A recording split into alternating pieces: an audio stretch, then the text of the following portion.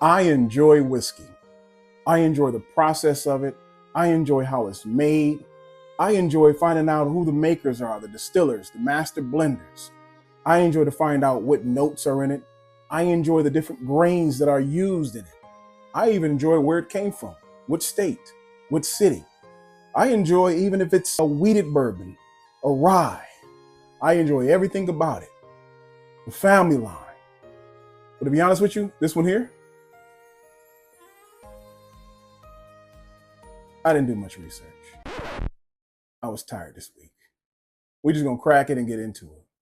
Thank you for joining this next episode of Whisk-Eats.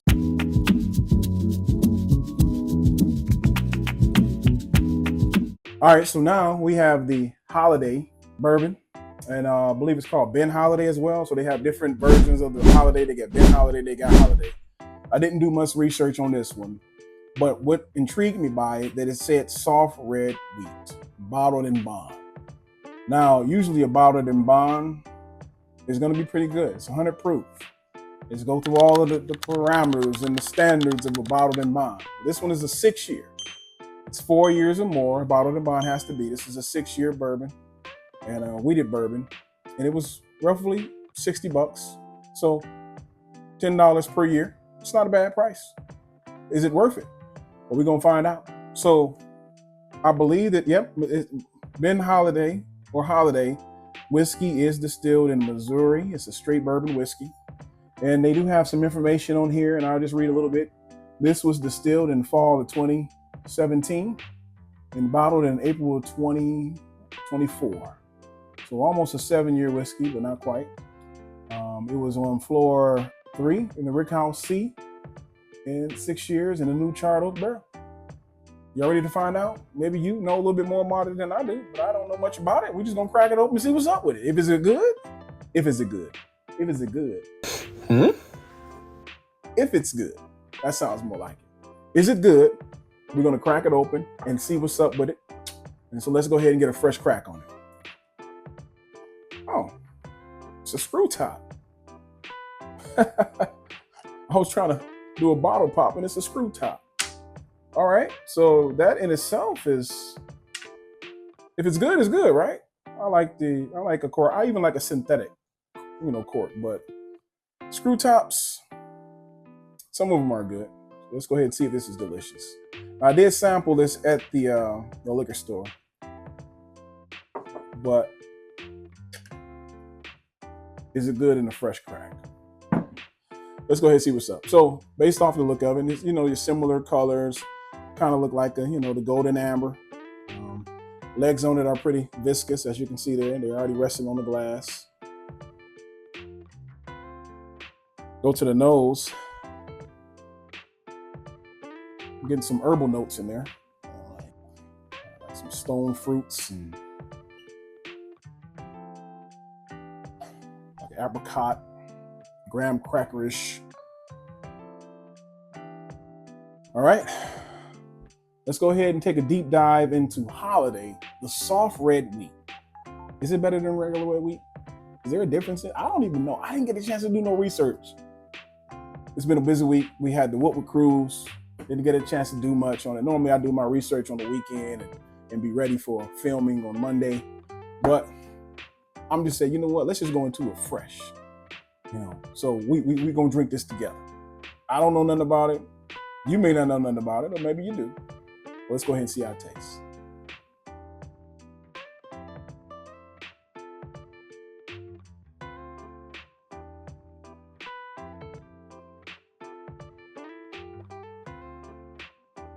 Okay. So instantly you get your traditional bourbon notes, your toffee, your vanilla. It's creamy. It's got a creamy mouthfeel to it. You can taste that charred oak there. It's got like a leather note in there. If you like that, it's got like a rustic leather note in there. Like some vanilla. Go in for a second sip.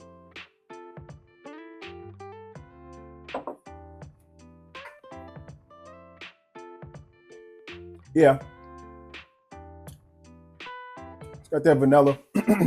And not like a sweet vanilla. It's got like more of a vanilla extract. Now, you ever been maybe cooking some cookies, making something, you got to put some vanilla extract in it, and then and a little bit dibble on your hand, and you go to smell it, and you say, oh, I wonder how that tastes. And you taste it, and it's kind of bitter.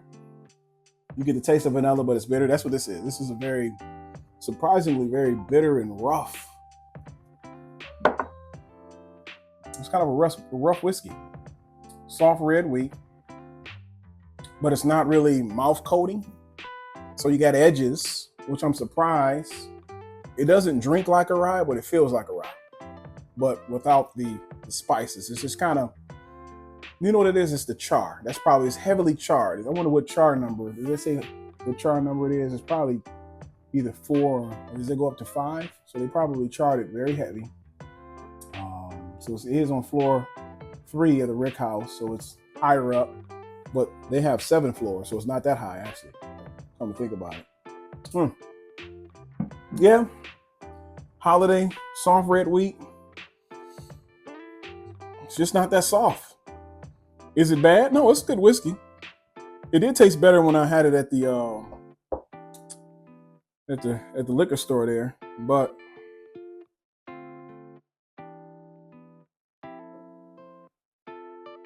it's very drying and bitter in the back too.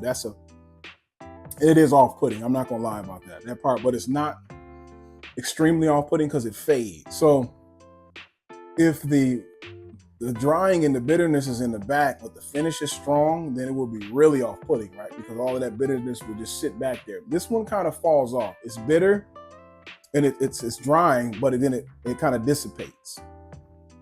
But you do get that spice in the back. There's that vanilla again. And yeah, I'm just not a fan so far. I normally don't like the poo-poo whiskey, and it's not a poo-poo whiskey, but it's just not that great of a whiskey, especially for the price. You know, $60, you expect to get at least for me, I'm expecting to get a banger, and it's not that good as of yet. Now, a lot of these things change, and I'm trying to think what it was. I remember I had, which one was that? I think it was not the Russell's pick, the Rebel. It was this one here. When I first tried this one, actually, no, it was the cast strength version of this. So when I first had it, I did not like it. Terrible.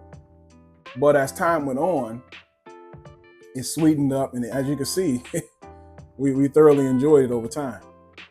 This may have that feel to it. Like I said, when I had it at the liquor store, it was very good. And that's what made me buy it. I mean, I passed up on a lot of great stuff, but I ended up getting this one instead. And I'm kind of mad that I did get it right now. But in time, it may change. It may get better. It may get a little bit more sweeter. I don't know. At this point, it's just not, I can't recommend it in my opinion. So try it if you like it. I say try it before you buy it. So do I get it 2 thumbs up, 1 thumbs up, no thumbs up? I'm gonna do like this. So stay tuned on this one. Stay tuned, because I did have it initially and it was good, but now as a fresh crack, it just doesn't have those notes that I enjoy in a good whiskey. So thank you for joining Whisk-Eats. And if you see these, don't pass up on these. These, a lot of times people have these as store picks. You'll see either the Distiller's Collection or the cast strength version. Those are very good. And they may not necessarily be good from the jump, but they sweeten up over time, and they are very delicious. And this one in particular is 113. So I'm gonna choose this one over this one all day long. And it's cheaper. It's like maybe $50. So you see these, I say grab this one over this. And this is made by Lux Row Distillery, which I believe is owned by Bardstown, I believe now. It's owned by somebody else. But I don't know. We're not gonna speculate because I didn't get a chance to do no research today. I'm shooting from the hip, y'all. Shooting from the hip. All right. Thank y'all for joining the Whisk-Eats. And like we always say, please always drink moderately and responsibly. Y'all take care.